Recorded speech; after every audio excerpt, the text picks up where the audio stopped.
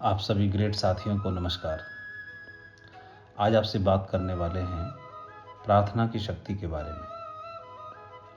प्रार्थना, इसका अर्थ है धन्यवाद का वो भाव जिसमें कृतज्ञता, प्रेम और समर्पण शामिल हैं। प्रार्थना हमारी मन की शक्ति को मजबूत बनाती है, जो हमारे जीवन के हर लक्ष्य की प्राप्ति में सहायक होती है। प्रार्थना की शक्ति, या यूं कह सकते हैं, हमारे आत्मा का भोजन है। प्रार्थना में श्रद्धा, भाव, समर्पण, बस यही है। प्रार्थना किस लिए?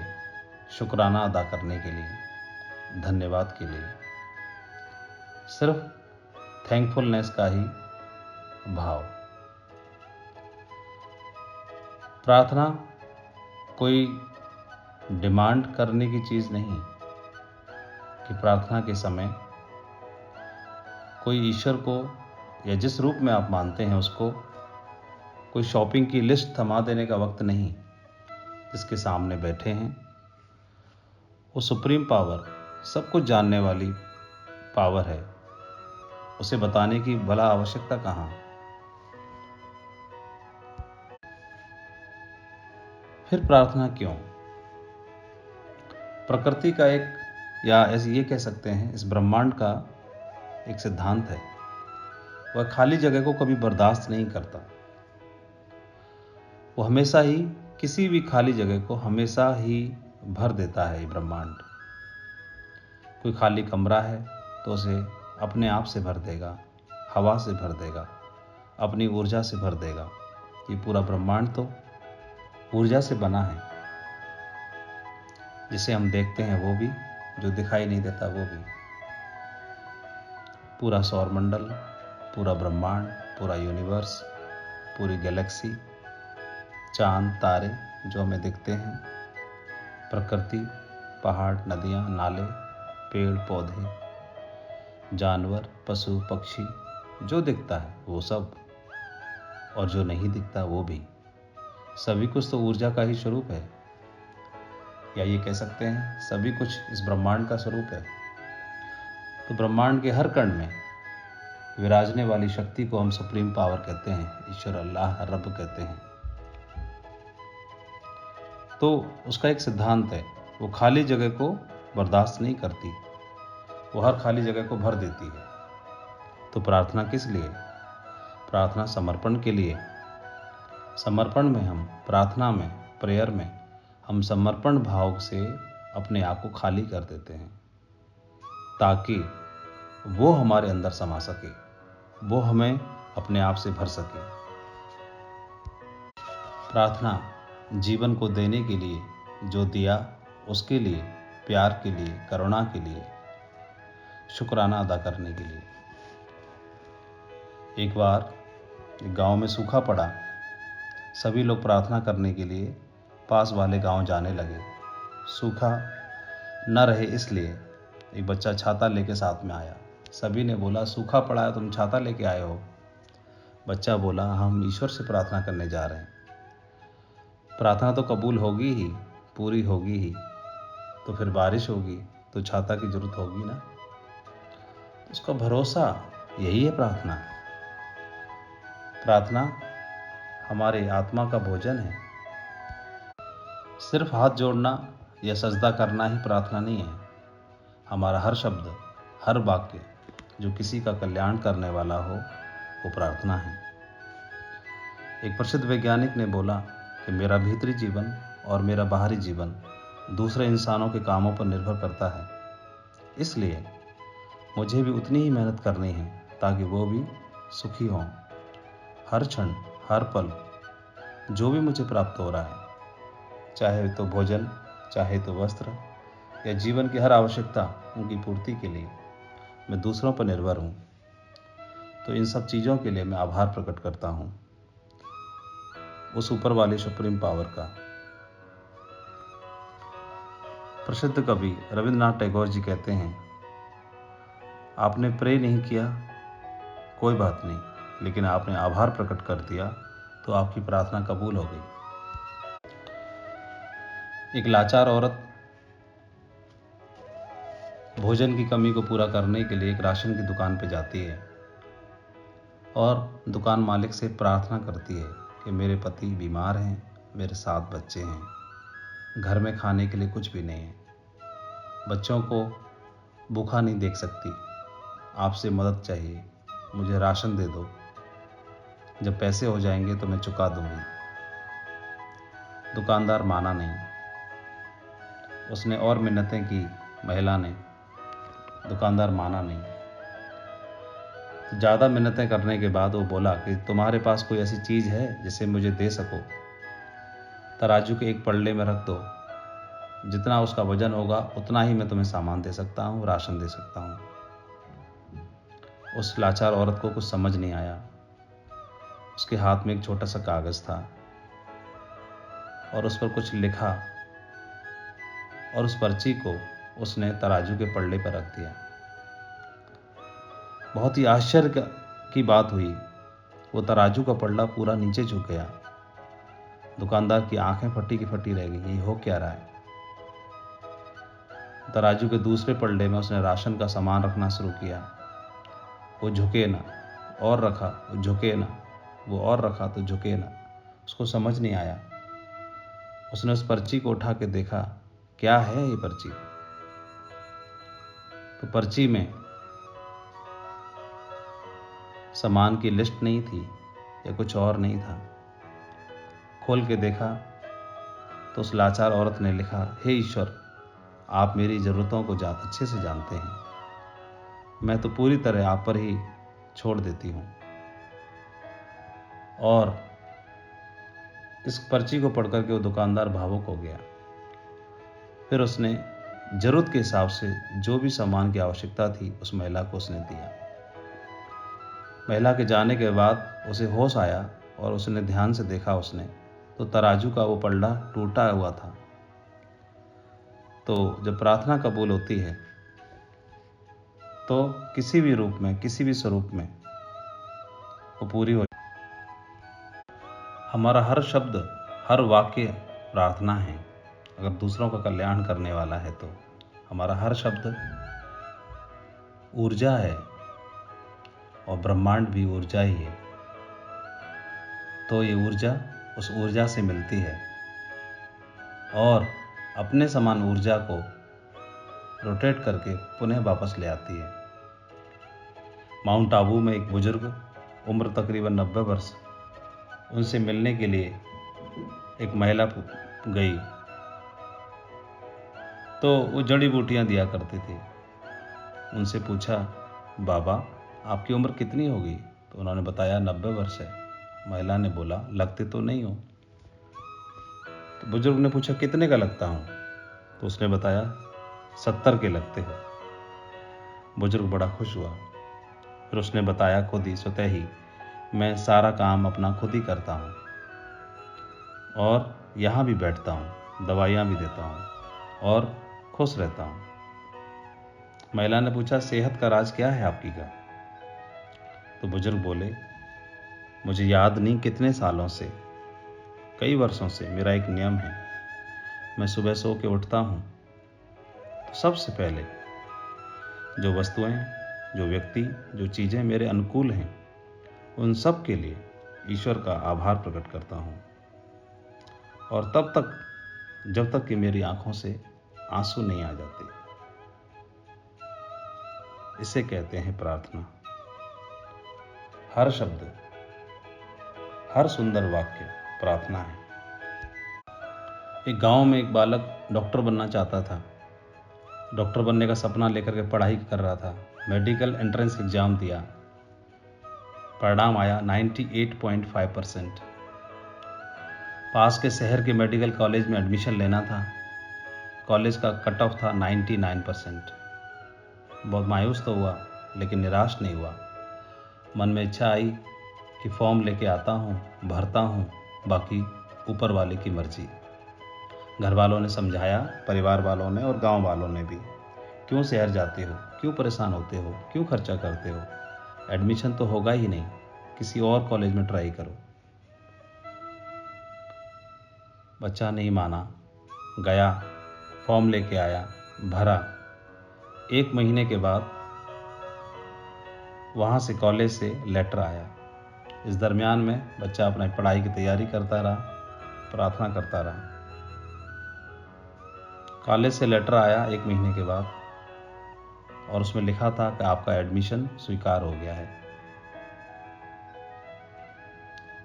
कैसे प्रार्थना कबूल होती है? हुआ यूँ कि उसी कॉलेज में उसी क्षेत्र के एक विधायक की बेटी भी डॉक्टर बनना चाहती थी। उसने भी वहाँ पर अप्लाई करके रखा था। उसकी पहुँच थी सीधी मेडिकल कॉलेज तक। तो कॉलेज वालों को उनका रिगार्ड करना पड़ा और घटा करके जो कट ऑफ था वो 99 के बजाय 1% घटा के 98 पे कर दिया और इनका एडमिशन स्वीकार हो गया। शास्त्र कहते हैं everything is pre written, but with prayer everything is re written. Everything is energy और we are part of this energy. एक व्यक्ति मौत के बाद ऊपर पहुंचा, शिकायत करने लगा कि हे प्रभु, मेरे अच्छे समय में आप मेरे साथ थे, लेकिन बुरे समय में आप मेरे साथ नहीं रहे। मुझे आपसे शिकायत है। प्रभु बोले, ऐसा क्यों लगता है? तो बोला, देखो, निकालो सीसीटीवी फुटेज निकालो। तो जहाँ जहाँ मेरा अच्छा समय है वहाँ 2 जोड़ी पैर हैं, आपके भी और मेरे भी। लेकिन यहाँ देखो, ये मेरा बुरा वक्त है, यहाँ पर एक ही जोड़ी पैर हैं। आप मेरा साथ छोड़ गए। जवाब मिला उसे, हाँ, ये एक ही जोड़ी पैर हैं, लेकिन ध्यान से देखो, तुम्हारे नहीं, मेरे हैं। जब तुम्हारा बुरा वक्त था मैंने तुम्हें गोद में उठा लिया था। तो ये ऐसा ही करता है यूनिवर्स, ये ब्रह्मांड, ये प्रकृति हमेशा हमारे लिए अच्छा करती है जो हमारे अनुकूल है। बस उसके लिए धन्यवाद का भाव प्रकट करना बहुत जरूरी है। और आप अपना कीमती समय देकर मदद कर रहे हैं, साथियों की, टीम की, लीडर्स की, उनसे गले मिल रहे हैं, उनके लिए उनके साथ खड़े हैं, उन्हें आगे बढ़ाने के लिए प्रयास कर रहे हैं। तो चाहे प्रार्थना ना भी की हो तो भी आपकी सच्ची प्रार्थना हो रही है। ये शानदार बिजनेस मिला है, इसके लिए आभारी। इसके माध्यम से भी हमारी प्रार्थना हर दिन कबूल हो सकती है। सच्चे भाव से, आगे बढ़ने की नीयत से और आगे बढ़ाने की नीयत से प्रयास किए जाएं, वक्त दिया जाए। तो अपने साथियों को जिनको ज़रूरत है आज घर में खुशियों के चिराग जलाने की, उनके घरों में खुशियों के चिराग जलाने का प्रयास करो। अपने आप को झोंक दो। हर दिन, हर सांस में आपकी प्रार्थना कबूल होगी। और जब प्रार्थना कबूल होगी तो आप दूसरों को आगे बढ़ाओगे। तो क्या ऊपर वाला मालिक, डिवाइन पावर, क्या आपको भला मालामाल नहीं करेगी? ये डिवाइन पावर के बारे में बोला जाए तो एक उदाहरण, एक व्यक्ति मरने के बाद पहुंचा ऊपर ईश्वर के पास, शिकायत करके बोला, आपने मेरा ख्याल नहीं रखा, मैंने जी तोड़ मेहनत की और आपने 2 वक्त की अच्छी सी रोटी भी ना दी। तो ईश्वर बोले, तुमको लगता है कि तुमने मेहनत की लेकिन ये नहीं मिला, ये अच्छी ज़िंदगी। तो जिनको अच्छी ज़िंदगी मिली है तो उन्होंने कितनी मेहनत की। जिनको अच्छे घर में, बड़े घर में पैदा किया तो उन्होंने कितनी की। तो उनको पिछले जन्म का मिला, जो पिछला किया उसका परिणाम मिला, और तुमको भी जो पिछला किया उसका फल मिला। तो जो करते हैं उसका आगे मिलता है। तो आज करेंगे, 4 साल बाद मिलेगा, डायमंड के रूप में, डबल डायमंड के रूप में, ट्रिपल डायमंड के रूप में, वीनस के रूप में, मरकरी के रूप में। पहले करना होता है।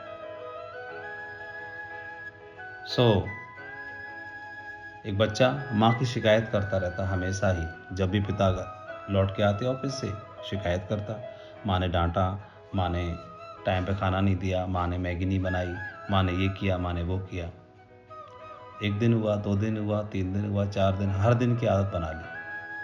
अब तो माँ बोली कि पापा को जाने दे, आज तो तेरे को ढंग से कुटूंगी। जो माँ जिगर के टुकड़े को प्यार करती है तो वह भी ऐसा बोलने के लिए मजबूर हो जाती है। तो इस ब्रह्मांड को भी हर दिन शिकायत करते रहेंगे, तुमने ये नहीं किया, मेरे लिए ये नहीं किया, मुझे ये नहीं बनाया, मेरे साथ ये नहीं किया, मेरे साथ वो नहीं किया, तो भला वो कैसे खुश होगा।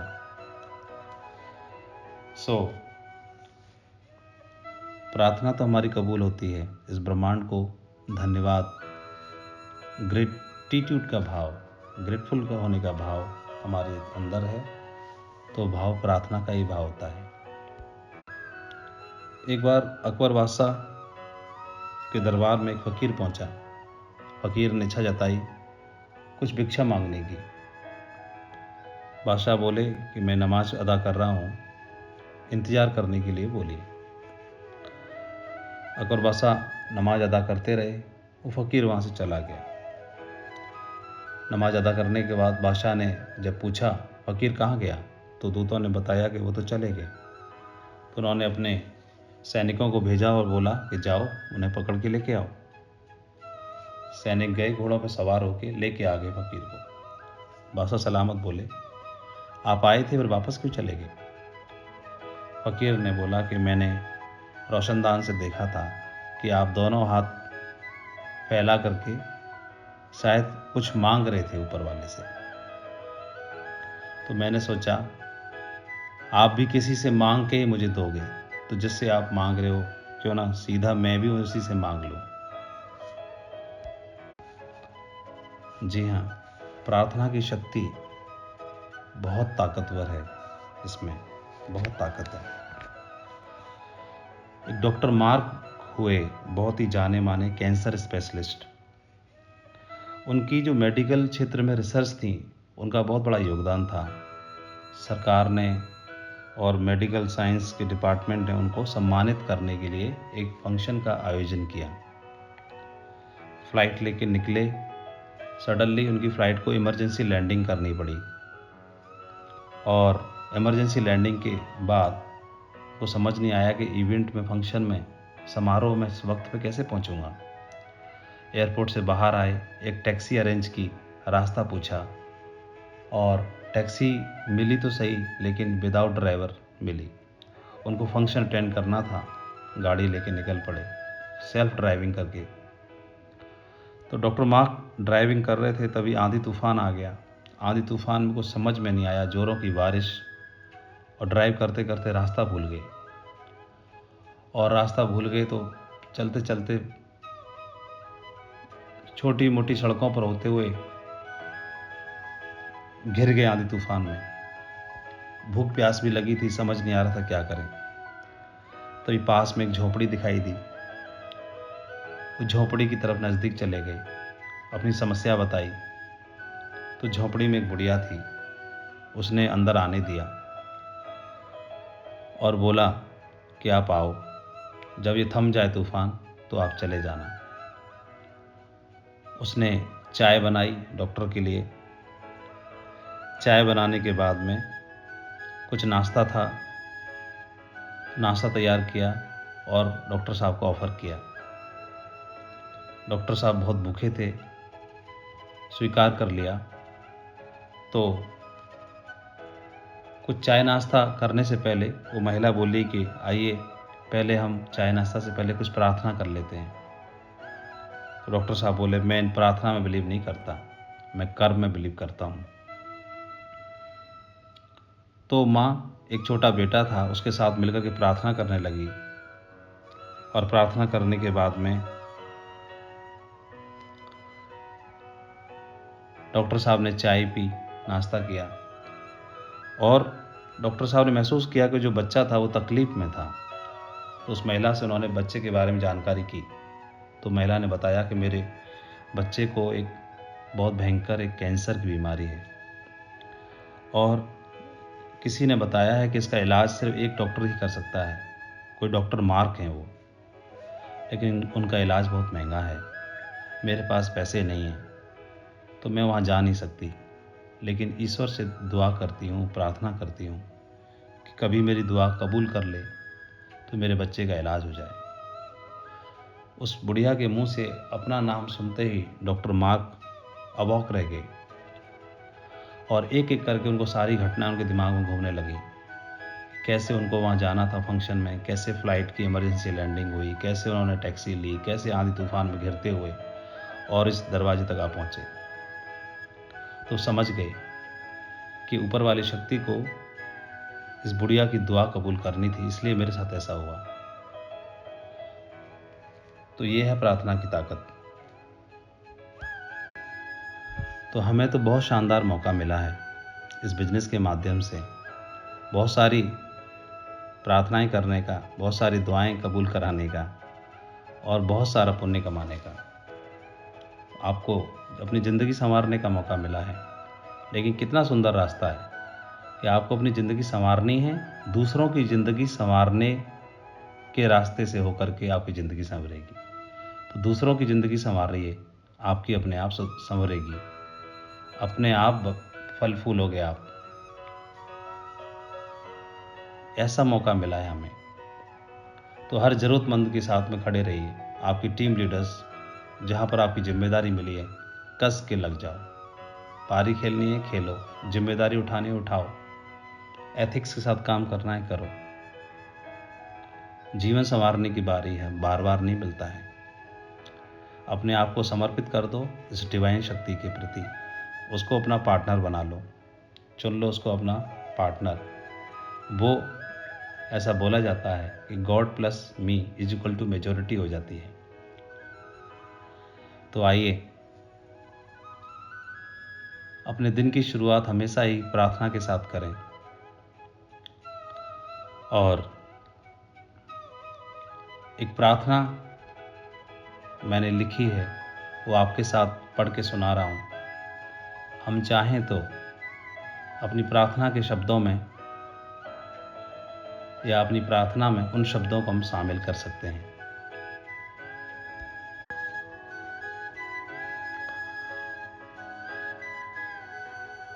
प्रार्थना के लिए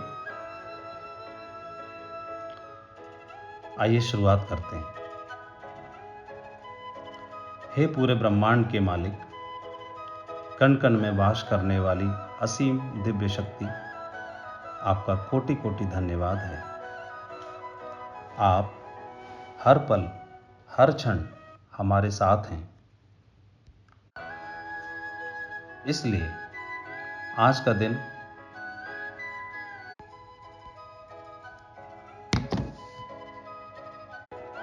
हमारे जीवन का सर्वश्रेष्ठ दिन है, सर्वोत्तम दिन है। प्यार, आदर, सम्मान, जैकपॉट से भरा हुआ दिन है। हे दोनों जहां के मालिक, हमारे अंदर असीम शक्ति है, असीम शांति है, असीम शांति है, असीम शांति है। और हमारे पास प्रचुर मात्रा में धन है। हमारे पास प्रचुर मात्रा में धन है जिसका हम हमेशा ही सदुपयोग करते हैं। हमारे संपर्क में आने वाली हर वस्तु, हर व्यक्ति, जगह, परिस्थिति, वातावरण, समय, धन, मौसम, यातायात, जन्म कुंडली, सभी कुछ हमारे अनुकूल है। हम कृपाशाली हैं, हम भाग्यशाली हैं। हम पर आपकी असीम कृपा है, हम पर आपकी असीम कृपा है, हम पर आपकी असीम कृपा है। हे मालिक, आपका धन्यवाद है। हमारा घर सुख, शांति, समृद्धि से भरा हुआ है और पूरी तरह सुरक्षित है। हम जीवन के हर क्षेत्र में सफल हैं, सफल हैं, सफल हैं। जो आपने हमें दिया वो सब हमारे अनुकूल है। जो देंगे वो भी हमारे लिए अनुकूल होगा। आपने परिवार के लिए जो खुशियाँ दी हैं, जो बरकत दी है, जो कृपा की है, हम आभारी हैं। मुझे दिव्यता दी है मेरे मन में, विचारों में, हृदय में, वाणी में, रोम रोम में। मैं आभारी हूँ। हे मालिक, जो आपने मुझे जिम्मेदारी दी है परिवार की, टीम की, मैं उसके लिए आभारी हूँ। मैं धन्यवाद देता हूँ। मेरे सभी सपने पूरे करने के लिए जो आपने दिव्य आशीर्वाद दिया, ताकत दी, मेरा रोम रोम अभिभूत है। मुझे दुनिया का शानदार बिजनेस दिया जहाँ पर आपकी कृपा है। मेरे ऊपर और मेरी टीम के ऊपर आपकी कृपा है। मेरा हर सपना समय से पहले ही पूरा हो जाता है। मेरा रोम रोम आभार व्यक्त करता है। मेरी टीम के सभी साथियों का हर गोल समय से पहले ही पूरा हो जाता है। मेरी टीम और मैं आपका कोटि कोटि धन्यवाद अदा करते हैं। इस जहां की सर्वश्रेष्ठ टीम बनाने की ताकत और दिव्य आशीर्वाद देने के लिए पद्मों पद्म आपका धन्यवाद अदा करते हैं। हे मालिक, पूरे ब्रह्मांड के स्वामी, हर कण में, हर रज में समाने वाली शक्ति, दिव्य शक्ति, आपको मैं नमन करता हूँ। आपका धन्यवाद है। पद्मों पद्म आपका धन्यवाद है। मेरा रोम रोम धन्यवाद अदा करता है जीवन में खुशियों के लिए, सुख के लिए, शांति के लिए, उन्नति के लिए, समृद्धि के लिए, सभी की ओर से आपका धन्यवाद है। इस पूरे विश्व को अपना दिव्य आशीर्वाद देने के लिए, पूरे भारत देश को अपना आशीर्वाद देने के लिए और हमारी पूरी टीम को दिव्य आशीर्वाद देने के लिए हम आभारी हैं, आभारी हैं, आभारी हैं।